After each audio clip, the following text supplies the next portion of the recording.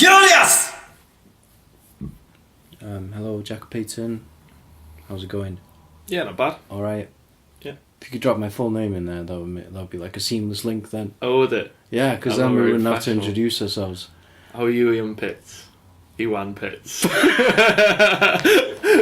I'm brilliant, thank you. You won. We've just watched the last of the Tour de France. Last stage, yeah. Yeah. Yeah, some guy won. Groenewegen.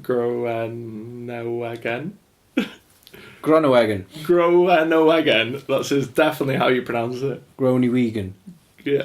Right, we're just watching Froome get shaking someone's hand. Who's that? Bernie Ecclestone. It's not. The Grand Prix guy? I have no idea who that is, but... Just some rich bloke, yeah? Probably. All right. Some guy with cool hair as well, but anyway. There's a bunch of guys with cool hair. So, was this a good Tour de France? I thought it was. Yeah. It was very close up till yesterday's stage. Then Froome, most people believed, was dominant on the time trial. He got third on the time trial, but the other two people that got ahead of him weren't yellow jersey contenders. So a lot of people abandoned. A lot of people abandoned this year. I'm not sure how many in total, but it was, I think, less than 170. But there were a lot of big names there as well, weren't there? Yeah. So as I was watching the Tour de France, trying to follow it, I was getting my favourites. Kettle. He was an early one. He abandoned. Yeah.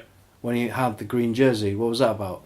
He had a crash early on in the stage, and he just didn't have the motivation to carry on, I don't think. So he got off his bike and got into his team car and went home, and then posted a picture the next day of him eating chips and sausages.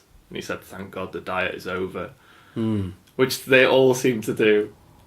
Geraint Thomas was straight down the pub, wasn't he? He's straight down the pub, but he did an Instagram post with George North, and he was trying to outdrink and out-eat George North, and he managed to beat him. So they were in Cardiff Bay. George North, the rugby superstar, yeah. Big lad. Geraint Thomas, skinny, small cyclist, and he says, "I can outdrink and out-eat George North." Yeah. I think he was quite happy with himself. Right. Who won everything now? So, yellow jersey, Chris Froome. So, we knew that he'd won yesterday, yeah? Yeah, pretty much. Barring anything ridiculous happening today, we knew he'd won yesterday. Then Warren Barguil won the polka dot, and the super combativity. So there's an award for the person that attacks the most during the Tour de France. And it's not a red jersey, I think it's red number you get. But, so Warren Barguil got that, even though Thomas de Gent probably should have got it because he was in the attacks for the longest time, and the furthest distance. So how did they decide? Yeah, the Tour de France is a bit irritating in the fact that there's a panel of 6 old people that decide everything. So who are these 6 old people? Just people that own the Tour de France. So it's not just they don't choose different 6 every time. No, it's just they just go down the to referees, but yeah, it's just powerful people. Okay, a bit like Formula 1 gets lots of. Can they be bought? Well, I don't know. Try. Yeah. Yeah. I'll bribe them and we'll enter a team next year. We'll enter a team. You tweeted about team sizes as well. What's that about? So one theory to Team Sky are dominant at the moment, and lots of people are annoyed because they control the race from start to finish, and basically they just stay in a group. But every team has 9 riders. Yeah? Every team has 9 riders. Yeah, I know. But okay, I said that the Tour de France should get rid of power. They can measure the power through their power output. And that's a constant measurement of how much effort they're putting in. So if they're doing however many watts, they know that if someone else attacks, and they have to be doing more watts through their pedal, and that's not sustainable over so many kilometers. So Who's checking this? The teams? The teams, but they actually do have it on display on the bike as well. So they can actually tell if an attack will last, because they can't keep up that pace. So what Team Sky do is they keep a constant pace quite high, and time it, and then gradually claw back these attacks that go off, because they know that they're not sustainable. And I think that kind of ruins... I think you should cycle with instinct. So how do my legs feel? I'm going to attack. So not mathematically working out whether you can actually catch them. I feel like that's not an unfair advantage, but it doesn't need to be there. It doesn't add to the spectacle, and it doesn't make you a better rider. It just makes you understand the numbers better. Is that the equivalent of football, having a heart rate monitor or something? And probably more like I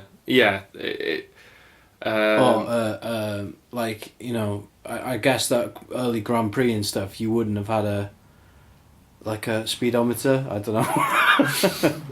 You wouldn't have had a fuel gauge, or... Well, if you know that no one can possibly sustain what they're doing in front of you over a long period of time, it makes you relax and not want to, worry, basically. So you just gradually go up the hill and catch them slowly. Whereas if people are cycling on instinct, they're kind of more reacting to what's happened, so they worry more, and it's much more exciting, and people attack all over the place, and it just makes a better spectacle. And also, I think knowing how your body feels and listening to your body is probably more of a skill than reading a little computer on your bike and knowing, I've done this in practice, I can do this. Yeah.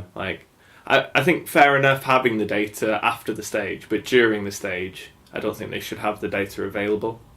And then the smaller teams means it's harder to control the race. Don't they all ride the same bike? No, they have sponsors' bikes. But they have specifications. They don't have much of an advantage. They use slightly different bits and bobs, but it's all personal preference for the rider. But there's not real massive difference between them. No. Team Sky this year, when they did the time trials, they wore this new skin suit. Do you remember in the Olympics when the swimmers were wearing shark suits? Yeah. And they broke all the world records, the people in shark suits, and the people that didn't have shark suits were just losing. So there was a theory that the Team Sky suits this year had these weird indents in them, like a golf ball does. Yeah. And it makes them travel through the air better. So people complaining about that. Like a shark. Like a shark. Yeah. Or a golf ball. Yeah. Basically the same thing. Yeah. Yeah. So when I was Chris Froome from Team Sky, did he get piss and shit thrown at him you suggested that he might? He got booed a lot. But not pissed or shat on. No. When you get booed, I guess I don't know.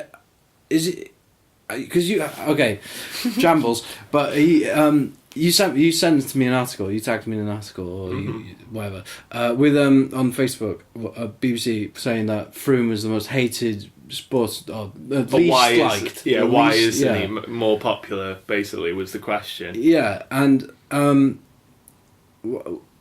what do you think? There's several different reasons. Because he's not actively evil, is he? Oh no, he's known. He seems like an alright bloke. Oh, he's known as Le Gentleman. That's his nickname. He's meant to be a really lovely guy. When he first got the yellow jersey on his first ever time he wore it, there was a group of people and they were like, "Oh, will he sign us stuff?" And he says, "I've got to do doping and stuff like that, but I promise he'll come back." And these people didn't think that he would, and he got rushed to interviews, he got rushed to the podium, he got rushed to drug control, and then an hour later he just plods along and comes back and signs this stuff for some people. And he said that that was the biggest day of his career up to that point, and he still had the time to go and be really nice to people, and he's a lovely guy. I think people don't like that he's dominant. And the fact he has no lips. Because he's a little... Never trust someone with no lips. He's a little Voldemort-y, isn't he? He does resemble Voldemort, doesn't he? He's got bigger eyes than Voldemort. Yeah. And they're not red, but yeah, he does definitely resemble Voldemort. But he's not evil, in the slightest. He's a lovely No, bloke. he's a nice guy, and all his team think that he's a nice guy as well. And most of the peloton did. So lots of people were booing him. And Warren Barguil, the French, not Warren Barguil, sorry, Romain Bardet, the French favourite. He got third in the Tour de France. He was close to Froome the whole way. He actually said on the rest day, "Please stop booing Froome. He's doing nothing wrong. He's just cycling better than us." And he was that, which was really nice of him because he didn't need to do that, but it was nice of him to do that. And I think that the peloton do respect him. I think that's why a few times, Fabio Aru earlier on in the Tour de France attacked him when he had a mechanical, and the rest of the riders said, "Don't you dare," and they pegged Fabio Aru back and then waited for Froome to catch up because they respected that he's earned what he's got. Right, this is my first time watching the Tour de France. I thought it was a little bit weird for a competition that right at the end,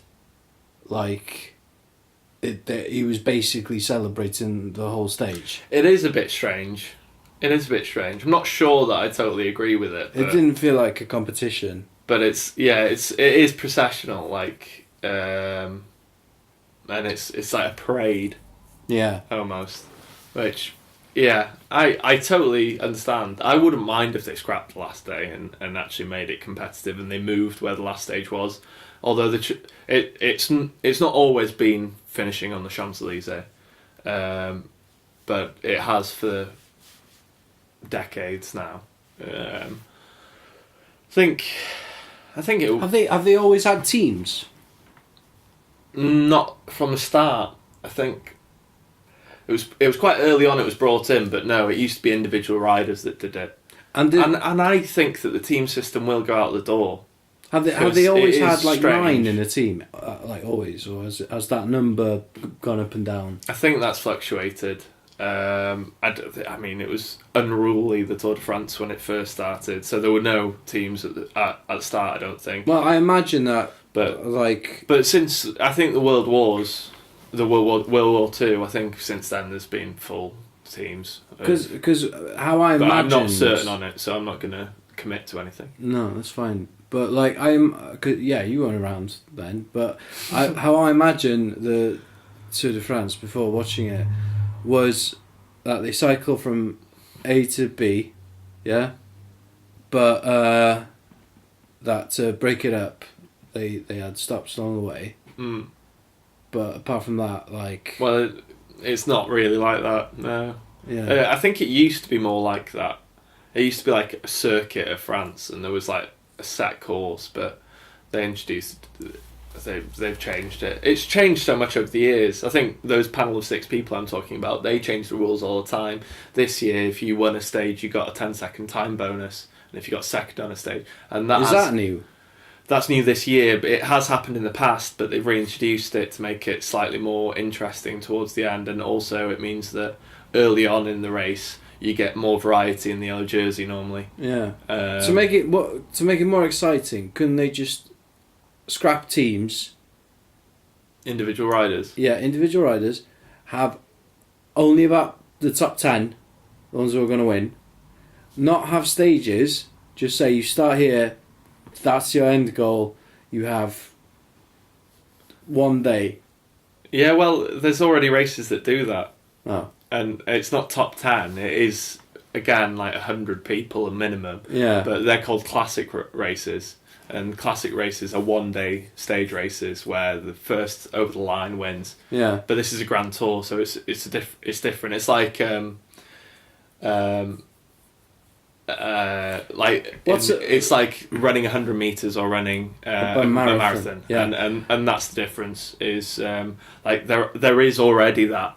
So a classic? Where would the classic be? I've never heard of it.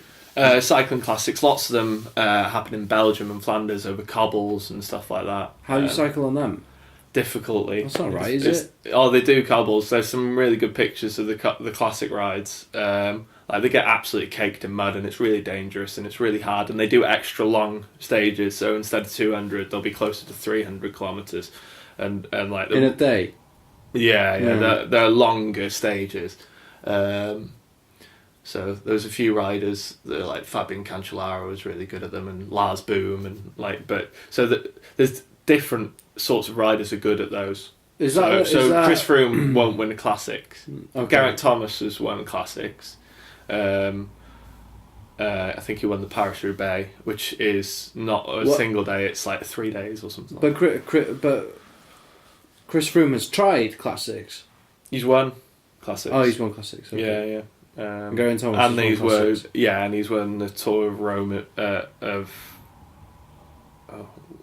Romani, I think it's called. I can't quite remember. Brittany? No. I'm just naming places. yeah, just keep going, we'll find it. Romania. It might have been the Tour of Romania. I can't remember now. Croatia. But yeah, he's won a few week-long races and that sort of thing as well. Yeah. Okay, cool. So, this was a good Tour de France, yeah? I thought so, because it was everyone was attacking Chris Froome, and even though the end result was the same, the path there was much different to how it's been.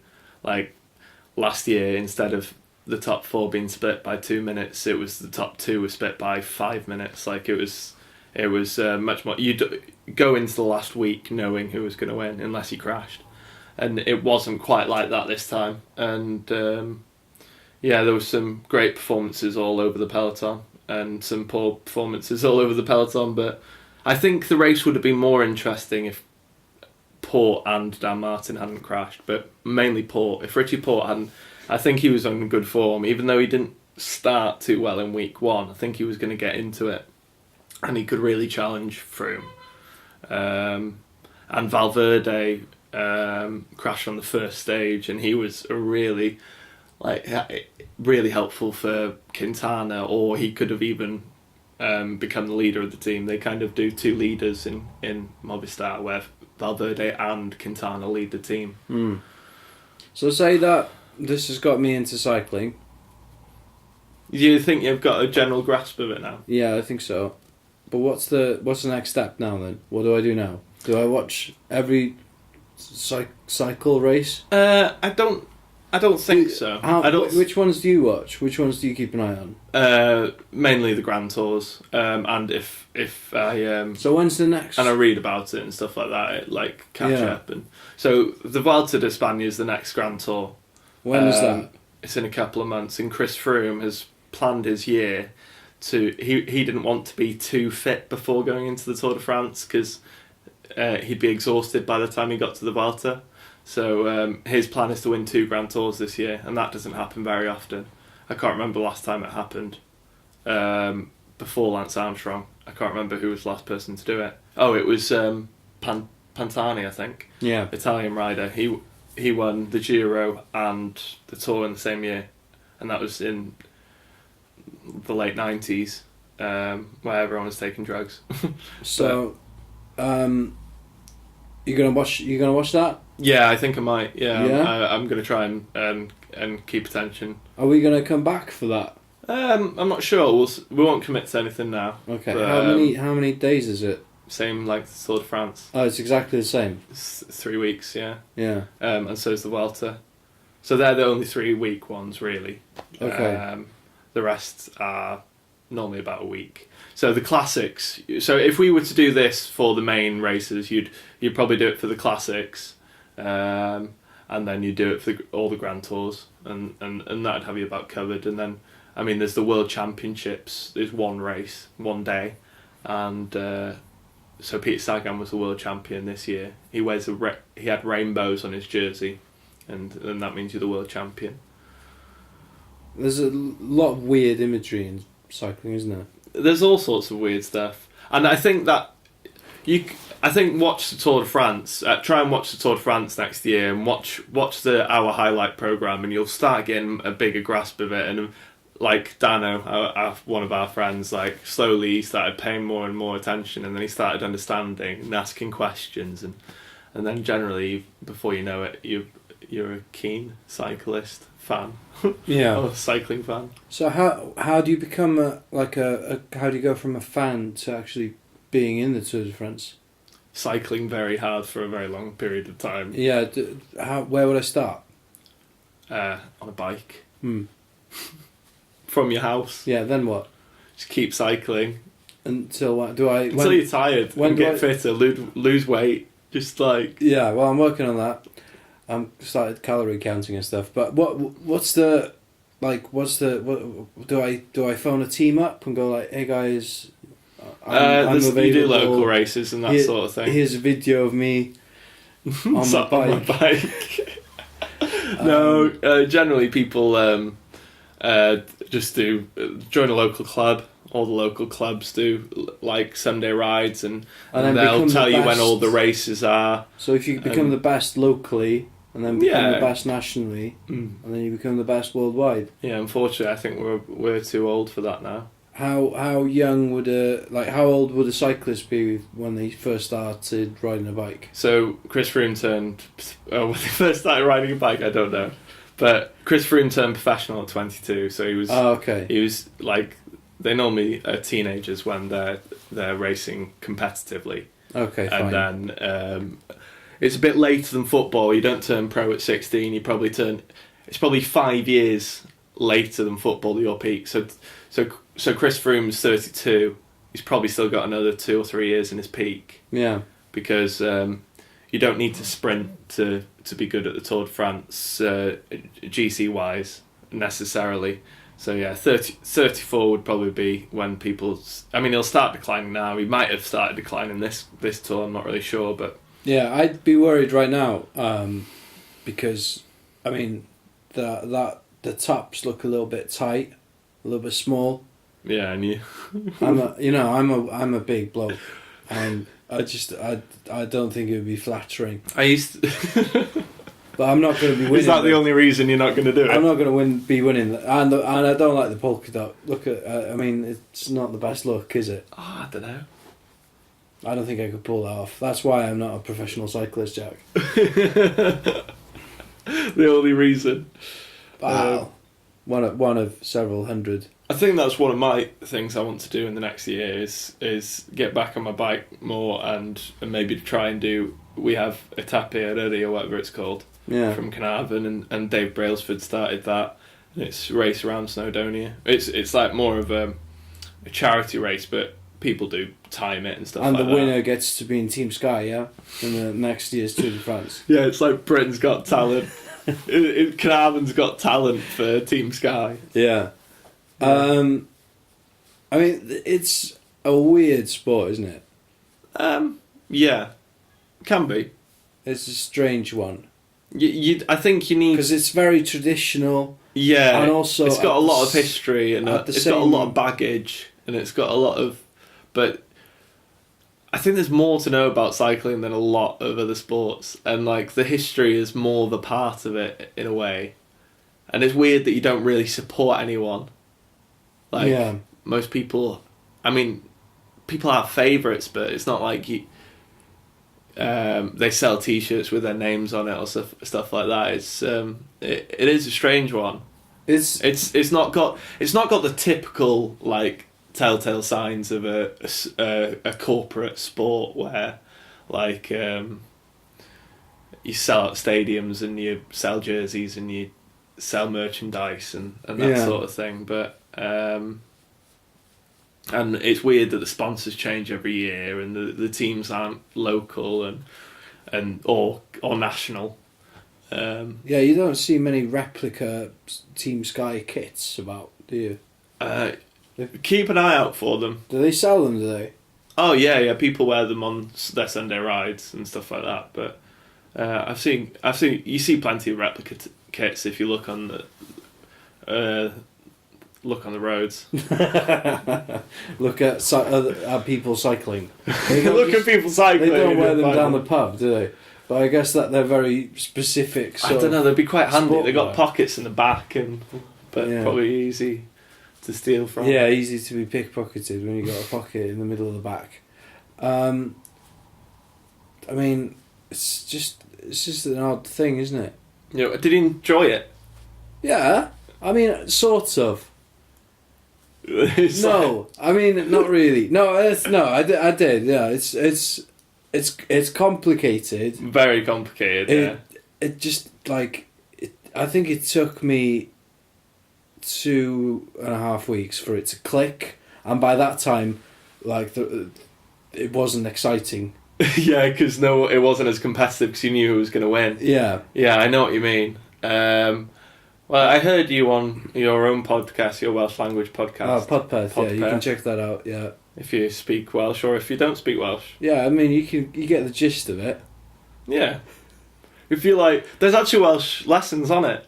Yeah, there are, yeah. But I think they're a little bit more advanced, but yeah. Get a general grasp of Welsh, then start listening to Podpeth. Yeah. And you were teaching Howell and Ellen about the Tour de France a little bit. Yeah, do you think I did a good job? Yeah. I think you did a better job than I expected. and you remembered much more than I expected as well. Oh, thank you. And yeah. No, I think you did a good job. Thank you, because I do feel as if I've over Bike Curious now. This is episode 4. I feel like you've had to really hammer the points home with me, literally. Well, we haven't seen each other between the podcasts. No, we haven't actually had conversations about the Tour de France during the week. No, so we've just literally turned up once a week, and you've heard the entire. From start to finish, you learning whole discussion about Tour de France to the end. There's nothing else has gone on in between. No, and we've saved everything till it was recording. Yeah. So, will this work next year though? I don't know. Or will you be an expert by then, and then it'll be really boring because there'll be 2 experts just discussing. Well, we'll definitely do this again next year, and we'll see. I suppose. See how it goes. I think maybe by next year I will have either forgotten everything about cycling, having not watched it since, or I'll know as much as you. Either way. Yeah, either it's going to be one of the other. You're either going to see something on your news feed and click on it, or you're not going to click on it, and that'll be the difference, isn't it? Like, have I managed to drive home the point enough for you to open that link to read more about what's going on? There's it. There he is. Team Sky Zone. Yep, Chris Froome's putting on the yellow jersey now, I think. Such pageantry. It's weird, isn't it? Yeah. Why yellow? I thought we talked about it on the first podcast, but I can't remember what it was. Yeah, I mean, there was a reason for it. For it being yellow. Yeah, I'm sure I read it, but I can't remember now. I haven't learned anything. There he gets the lion. What's the lion called? I don't know. This is a shambles. Oh, it's alright. So he's got his lion, he's got his flowers. Does he get to keep the women? And he's in a yellow top. Yeah. Chris Froome. There's his little son clapping away. He's giving a wave. It is strange. Yeah. It is bizarre. Anyway, thank you for listening. We'll be back next year, I think. Is this it? Yeah. Nothing else happens now. No, We've seen a guy come out. He got a white jersey. We've seen a guy come out. He got a they're just doing the polka dot podiums. Yeah. And then they finish with the yellow jersey, and then they're really happy to see him. Yeah. Has he won people round? You think? People booed him yesterday, so I assume not. I mean, there were 60,000 people in a stadium booing him. Yeah. It wasn't all of them, but I think the French don't like him, but I think every other cycling fan doesn't mind him. There's nothing wrong with him. I think they don't like Team Sky. Yeah. Like we talked, they were about the Chelsea of cycling. Well, I might have just realised my issue with cycling. It's a technology, that's, 150 years old, yeah? Yeah. And then pretty early on in its inception, they made a massive competition out of it, a national competition. And they're still doing it with basically the same thing, like a bike, yeah? An invention. Yeah. it's as if 100 years from now, you'd get people On segways. Yeah. That's what I mean. Like on those like shit hoverboard things, you'd get people on them and racing. You know what I mean? You just don't like that it's not just one human. I mean, look at the shape of cyclists. It's not a good look for a human, is it? They've got like legs like. I think that's what's so amazing, because like they've got massive legs. And some of them do, yeah. And then the frailest upper bodies I've ever seen on a human.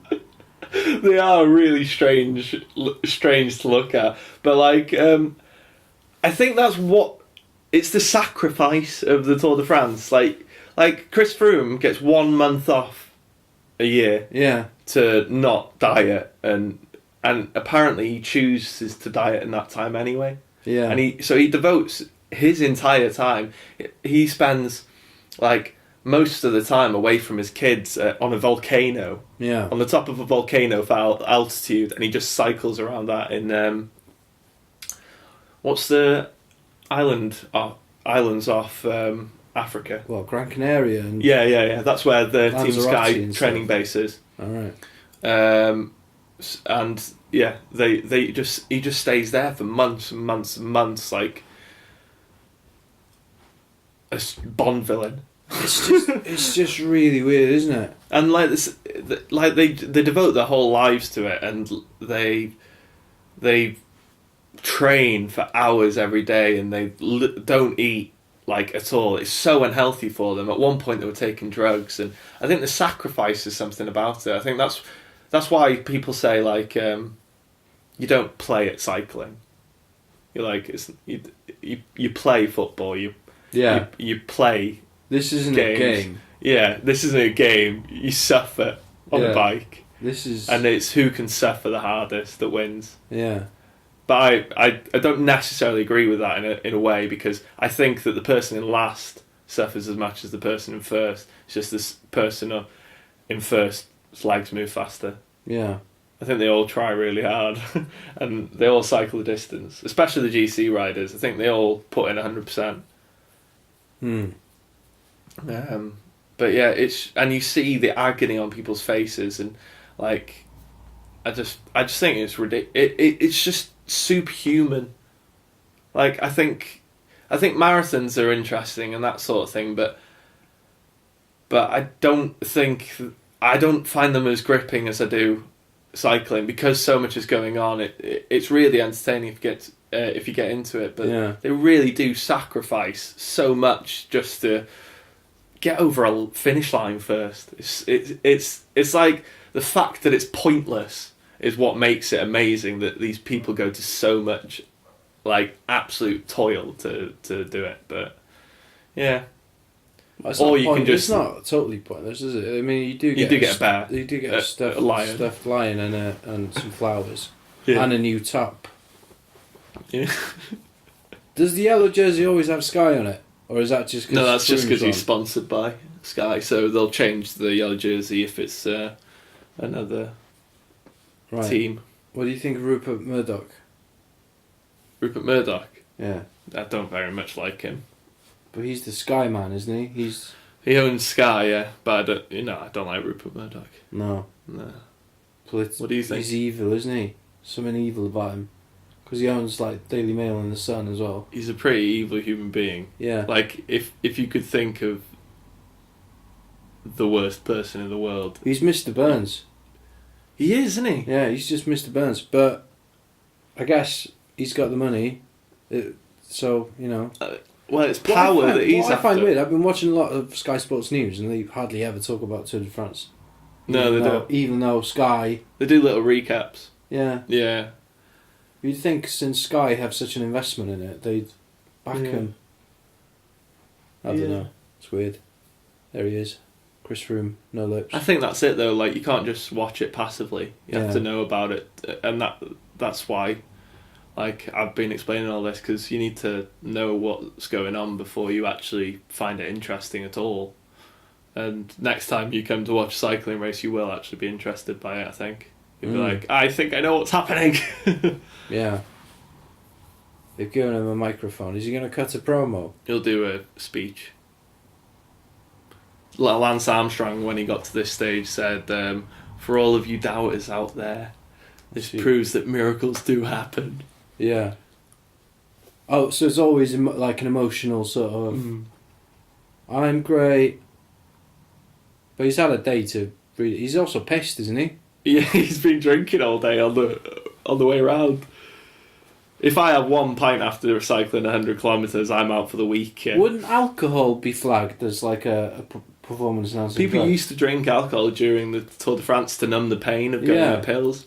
I don't think it's performance enhancing. It's not a banned substance. No. No, but I don't know if are you allowed to cycle a bike on a road drunk? I don't know. I thought you could get pulled over. Yeah, you're not allowed to drink and drive, are you? No, but I don't think you're allowed to be in control of a bike drunk either. No, because you could cause an accident. It'd be funny if someone pulled him over and breathalyzed him. Yeah. On a bike. Well, so that's it. Yeah. That's it. Year over. It's been emotional. Yeah, maybe we'll do it again. Yep. Maybe we will. Thanks for listening. Cheers for listening. Bye. Bye. Bike Curious!